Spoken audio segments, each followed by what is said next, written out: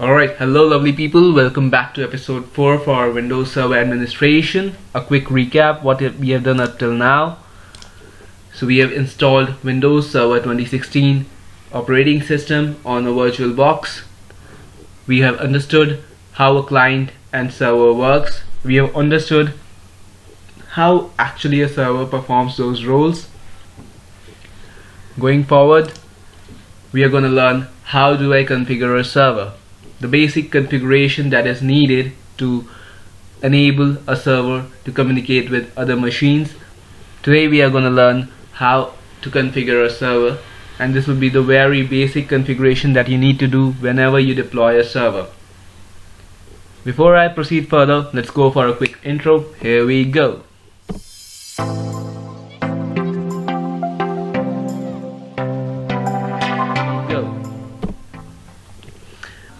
So there is a smart change that I did from my last video, after my last video actually, that I changed the server deployment from server core edition to desktop GUI enabled experience. So I have all the GUI features enabled as of now, since we cannot convert a server core into a desktop experience mode.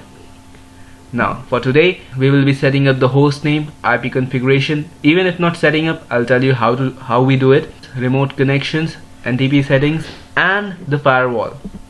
We will be doing this to make sure that we are able to connect this particular virtual machine from the host from which I'll be taking remote desktop sessions in later videos.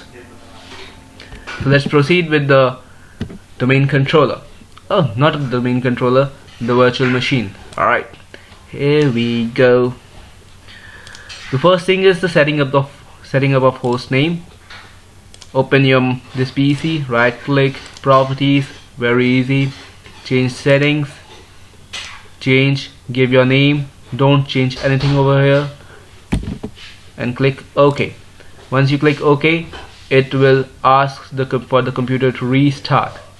You can restart right now or you can restart it later, so I've chosen restart later. The second piece of configuration is network configuration. I'll be going for ncpa.cpl, that's the short form for control panel, where your adapters will be shown. Go to properties, disable IPv6 if you're not gonna use it. Go to IPv4, double click it. Select use the following IP address. We are using the manual IP address because this is a server and we do not want the DHCP to change the IP of this particular virtual machine in late future. So I have entered the IP address, click on OK and on OK. So the IP has been configured. Proceeding further, I have to allow remote desktop session. Again, right click on PC, properties, change advanced system settings, remote. You need to allow remote connections from this computer to this computer. You can select the users specifically for which you want to allow, but right now I'm not selecting since this is the first virtual machine I'm gonna put up. Here we go. Next, the last part we need to do is the Windows firewall setting. So we open the Windows firewall. As you can see, both of my firewalls are turned on, public and private. Once I add a domain, move this machine to a domain, I will have an option for domain firewall as well.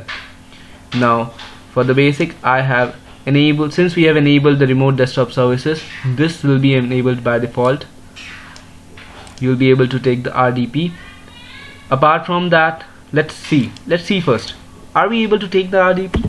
MSTSC 10.0.2.15, enter.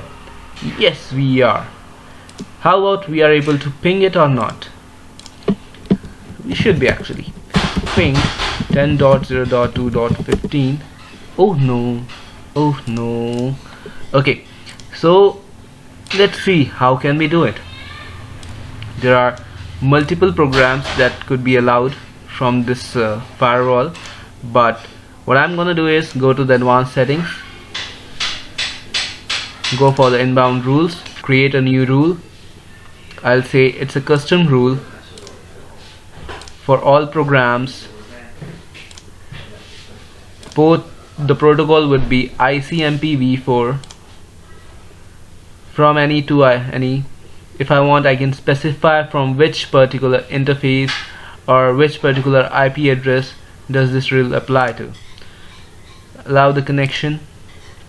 For which profile, domain, private, public. There is no domain profile as of now, but still it would ask ICMP allow rule.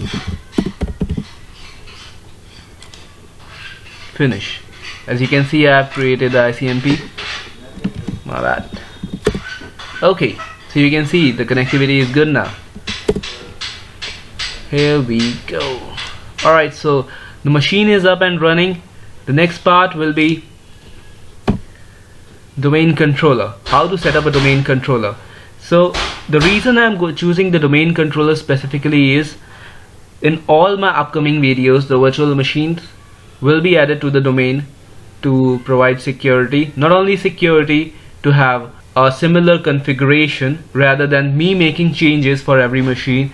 I just need to put in the IP address and host name, add it to the domain, and all the policies, basically the group policies, will apply to that particular computer, and all the settings will automatically be deployed.